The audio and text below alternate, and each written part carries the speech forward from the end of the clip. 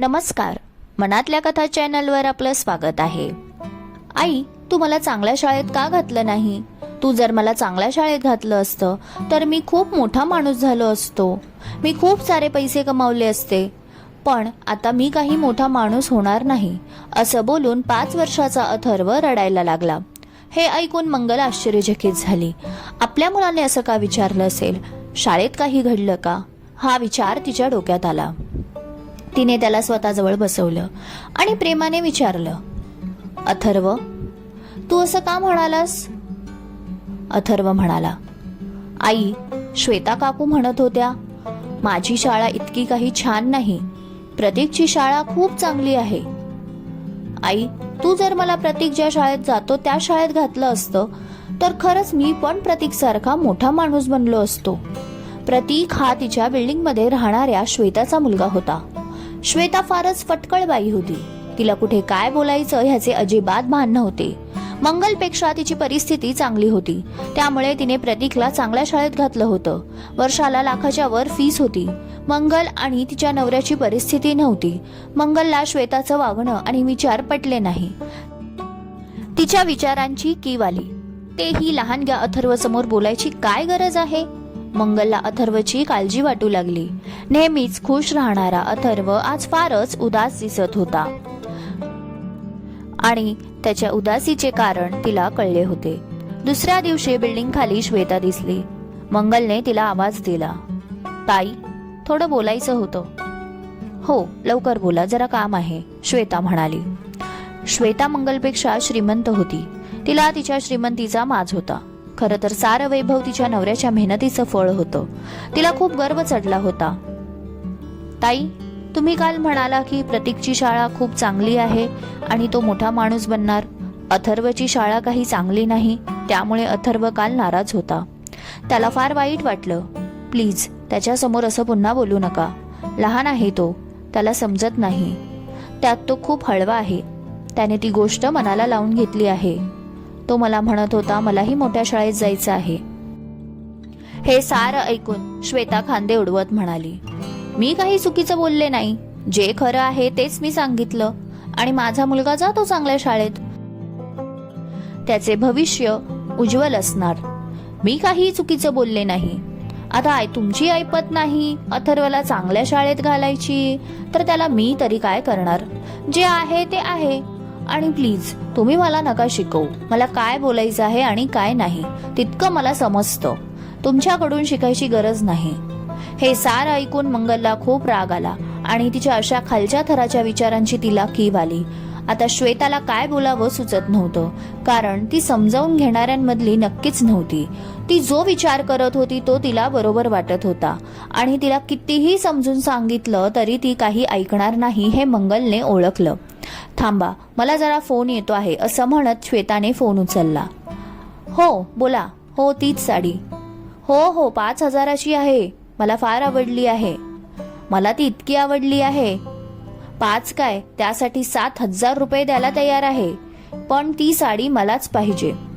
हे सारं बोलत असताना ती मंगलकडे पाहत होती। स्वतःच्या श्रीमंतीचा बडेजावपणा करण्यात तिला फार मजा वाटत होती। समोरच्याला कसं तुच्छ लेखता येईल हे श्वेता चांगल्या पद्धतीने जाणून होती। ठीक आहे मंगलताई, चला, मला जरा माझी कामं आहेत, आज पार्टी ठेवली आहे मी घरी, माझ्या सगळ्या हायफाय मैत्रिणी येणार आहेत, मला तयारी करायची आहे।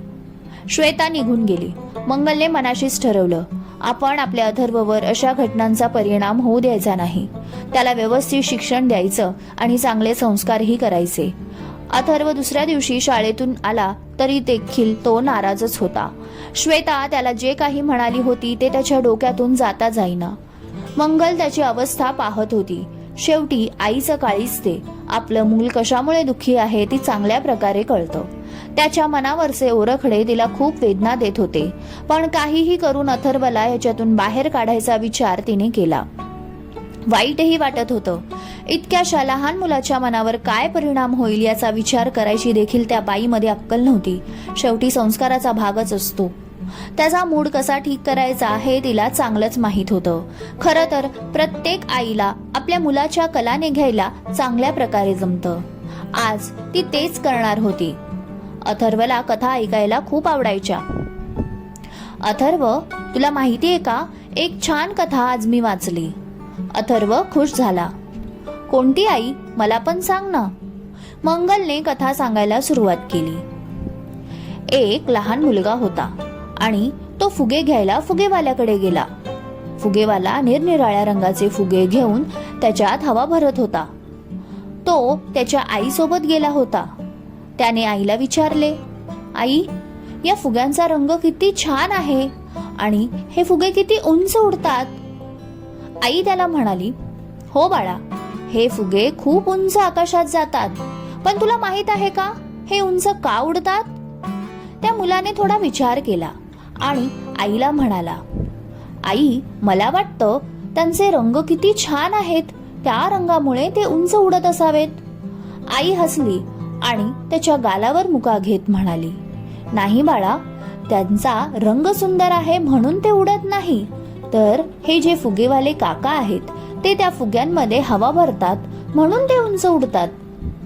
मुलाच्या लक्षात आलं, फुगे उंच उडण्यापाठी त्यांचा रंग कारणीभूत नव्हता, तर त्याच्यामध्ये जी हवा भरली होती त्या कारणाने ते उडत होते. अथर्वला गोष्ट खूप आवडली. तो आईला म्हणाला, आई, खूप छान गोष्ट होती. अथर्व, तुला गोष्ट आवडली मला माहित आहे. बरं, तुला माहित आहे का गोष्टी का असतात? लहानगा अथर्व म्हणाला, आई, तू मला रोज गोष्टी सांगते ते मला झोप यावी म्हणून. मला वाटतं गोष्टी झोप यावी म्हणून सांगतात. अथर्वच्या या बोलण्यावर मंगल जोर जोरात हसू लागली. अथर्व, गोष्ट झोप यावी म्हणून नसतात, तर प्रत्येक गोष्टी पाठी काहीतरी शिकवण दडलेली असते. आता मला तू सांग, तू ह्या गोष्टीमधून काय शिकला? आई, मी या गोष्टीमधून शिकलो की फुग्यांमध्ये जी हवा असते त्यामुळे फुगे उंच उडतात. मलाही असंच वाटायचं की त्यांच्या रंगांमुळे ते उडतात, पण तसं नव्हतं. मी हेच शिकलो आई. अथर्व, आता मी जे बोलते आहे ते तू नीट ऐक. हे जे फुगे आहेत ते शाळा समज. आपल्या इथे वेगवेगळ्या शाळा आहेत. काही खूप मोठ्या शाळा आहेत आणि काही लहान देखील. काल तू श्वेता काकी म्हणाली म्हणून उदास होता. तुला असं वाटलं मोठ्या शाळेत जर मी तुला ऍडमिशन घेतलं तरच तू मोठा माणूस होशील. असं नसतं बाळा. प्रत्येक शाळा आणि तेथील शिक्षक मुलांचं भवितव्य घडवण्यासाठी दिवस रात्र मेहनत करतात.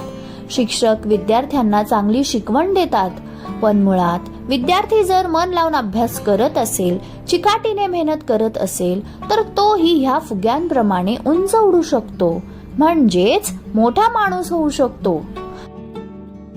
अथर्व, तू ज्या शाळेत जातो तिथे देखील तुला चांगल्या पद्धतीने शिकवलं जातं.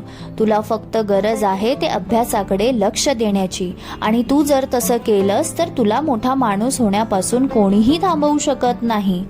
अथर्वच्या डोक्यात प्रकाश पडला. तो म्हणाला, आई, बरोबर म्हणते आहेस तू, अगदी बरोबर. आता मी देखील मोठा माणूस होणार. तिला अथर्वच्या चेहऱ्यावर गोड हास्य पाहून खूप बरं वाटलं. अथर्वचा आत्मविश्वास तिने पुन्हा जागृत केला होता. अथर्व, अजून एक महत्वाची गोष्ट, आपल्याला कोणी काहीही सांगत असलं किंवा काहीही बोलत असलं तरी देखील त्याच्यावर पटकन विश्वास ठेवू नको.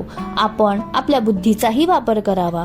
कोणाच्या बोलण्याने स्वतःचा आत्मविश्वास ढळता कामा नये. तू हुशार आहेस, बुद्धिमान आहेस आणि तू खूप छान पद्धतीने तुझ्या आयुष्यात चांगल्या पदावर जाशील हे देखील मला माहित आहे. त्यामुळे ह्यापुढे कधीच कोणी काही बोललं तर ते मनावर घेऊ नको, ठीक आहे? हो आई. आई, तू खूप गोड आहेस, असं म्हणत त्याने आईच्या गालावर पापी दिली. अथर्वला सांगितलेली गोष्ट त्याच्या मनात कायम कोरली गेली. त्याचाही ध्यास होता आयुष्यात मोठं व्हायचं, यशस्वी व्हायचं, स्वतःचं नाव कमवायचं. अथर्वने खूप मेहनत केली. त्याने त्याच्या आईने सांगितल्याप्रमाणे कधीच कोणाचं बोलणं मनावर घेतलं नाही. त्याला इतकंच माहीत होतं, जर चांगल्या पदावर जायचं असेल तर आपण मेहनत करणं हाच एक पर्याय आहे, आणि त्याप्रमाणे तो करू लागला.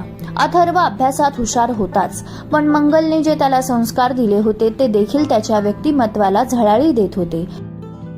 जी मंगलला स्वतःच्या श्रीमंतीचा माज दाखवत होती, तिचा मुलगा चांगल्या शाळेत तर जात होता, पण अभ्यासात लक्ष देत नव्हता. तिने त्याला चांगल्या नावाजलेल्या क्लासला सुद्धा लावलं होतं, पण तो क्लासला न जाता इथे तिथे भटकत राहायचा. श्वेता मुलाकडे लक्ष कमी आणि स्वतःच्या सजण्यावर नटण्यावर लक्ष द्यायची. मित्रमैत्रिणींसोबत फिरत राहणं हे तिला आवडायचं. फक्त स्वतःची लाईफ कशी आनंदाने जगायचं ह्यातच तिला सुख वाटत होतं. जसजसा प्रतीक मोठा होऊ लागला तसतसा तो चुकीच्या मार्गाला देखील लागला होता. आई वडील पैसा द्यायचे, त्याचा तो दुरुपयोग करू लागला. नशेच्या आहारी जाऊ लागला. कमी वयातच नशेच्या आहारी गेल्यामुळे त्याच्या अभ्यासावरून तर लक्ष उडालच होतं, पण त्याचं वागणं देखील फारच उद्धट होतं. सगळं काही लहानपणापासून मिळत गेल्यामुळे त्याचा स्वभाव हट्टी झाला होता. रागराग करणं, आदळापट करणं हे तर नेहमीच झालं होतं. तो 10वी मध्ये नापास झाला आणि त्यानंतरही त्याला अभ्यास करायची इच्छाच नव्हती. त्याच्या आई वडिलांचा जो बिझनेस होता त्यातच त्याला गुंतवलं. कसं बसं त्या नशेच्या आहारातून त्याला सोडवलं. गरीब घरातील मुलगी बघून लग्नही लावून दिलं. एक मुलगा झाला. तो कसा बसा स्वतःचा संसार करू लागला. त्या दोघांना हीच खंत वाटत होती की पैसा होता, पण आपण आपल्या मुलाकडे लक्ष दिलं नाही, त्यामुळे तो वाया गेला. नाहीतर तो आज चांगल्या ठिकाणी उच्च पदावर कार्यरत असता. अथर्व मात्र एक समंजसपणे वागणारा मुलगा होता. आई वडिलांचा आदर करणे, कसं बोलायचं, कसं वागायचं हे सारं त्याला माहीत होतं. शेवटी आईने त्याला चांगलं वळण लावलं होतं. अभ्यासासोबतच त्याला इतरही कला अवगत होत्या. छान चित्र काढायचा, छान लिखाण करायचा. स्वतःच्या शरीराकडे खूप चांगल्या पद्धतीने तो लक्ष द्यायचा. लवकर उठून व्यायाम करणं, मेडिटेशन करणं हे तर ठरलेलं असायचं. अथर्व स्वतःच्या मेहनतीच्या बुद्धीच्या जोरावर PSI झाला. तो सर्वात आधी आई बाबांच्या पाया पडला. आईच्या डोळ्यातून अश्रू येत होते. आई, तू बरोबर बोलत होती. मी मोठा माणूस बनणार आणि बघ मी झालो. तिचे आनंद अश्रू काही थांबायचे नाव घेत नव्हते. अथर्वने जिद्दीच्या बुद्धीच्या जोरावर सारं काही मिळवलं होतं. आईच्या चांगल्या संस्काराचं पाठबळ होतं. अथर्वचे सगळेच कौतुक करू लागले. बाबांनी सर्वांना जाऊन पेढे वाटले. बिल्डिंग मध्ये देखील ही बातमी वाऱ्यासारखी पसरली.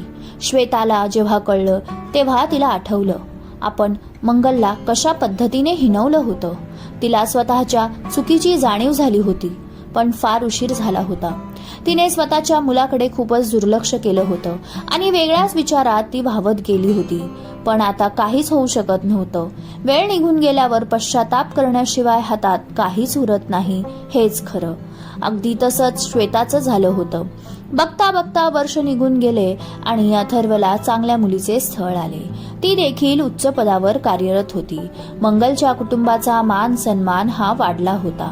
सुखी कुटुंब होतं. श्वेताच्या नातवाचं वार्षिक स्नेहसंमेलन होतं आणि ती फार हौसेने गेली होती.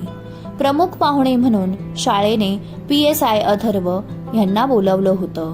अथर्वला तिथे पाहून श्वेता बघतच बसली. हा तोच मुलगा आहे ज्याला मी शाळेवरून किती बोलले होते आणि आज ह्याच शाळेत प्रमुख पाहुणा म्हणून आला आहे. आपण किती मोठा गैरसमज बाळगून होतो. आज तिला खऱ्या अर्थाने पटलं होतं. तिच्या बाजूला बसलेला नातू तिला म्हणत होता, आजी, मला देखील असंच मोठं व्हायचं आहे. श्वेताने त्याच्या डोक्यावर हात फिरवला आणि म्हणाली, मोठं होण्यासाठी मेहनतीची कास धरावी लागते, अभ्यास करावा लागतो. तिने मुलाच्या बाबतीत जो निष्काळजीपणा केला होता तो नातवाच्या बाबतीत करणार नाही हे मनोमन ठरवलं. अथर्व जसा स्टेजवर आला तसा टाळ्यांचा कडकडाट सुरू झाला. अखेर अथर्व मोठा माणूस बनला होता. अथर्वला तिथे पाहून फर्स्ट रो मध्ये बसलेल्या मंगलच्या डोळ्यात पाणी होतं आणि अभिमानाने ऊर भरून आला होता. खरं आहे ना, माणूस मोठा होतो, यशस्वी होतो केवळ त्याच्या कलागुणांमुळे. बाह्य परिस्थिती कशीही असली तरी इच्छाशक्ती मजबूत असली की अशक्यही शक्य होतं. समाप्त. कथालेखन अश्विनी कुणाल ओगले. श्रोते हो, तुम्हाला कथा कशी वाटली कमेंटमध्ये सांगायला विसरू नका. व्हिडिओला एक लाईक जरूर द्या आणि तुम्ही चॅनलला अजूनही सबस्क्राईब केलं नसेल तर जरूर सबस्क्राईब करा. लवकरच भेटू नवीन कथेसह. धन्यवाद.